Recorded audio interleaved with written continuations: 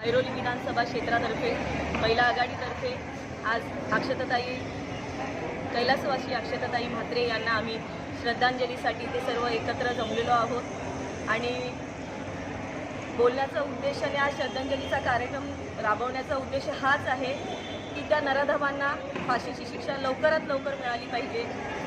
आज इथे आमची लेक मंदिरात जर सुरक्षित नाही तर कुठेच सुरक्षित नाही असं म्हणून आज हा श्रद्धांजलीचा कार्यक्रम घेण्यात आला आहे। पोलिसांना ही विनंती आहे की लवकरात लवकर फास्ट ट्रॅकद्वारे त्यांना त्या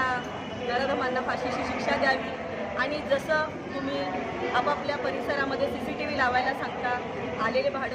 परप्रांतीय आलेले त्यांना तुम्ही पोलीस स्टेशनमध्ये नोंद ठेवता, तसंच माझी इच्छा अशी आहे की आपण जसे आपल्या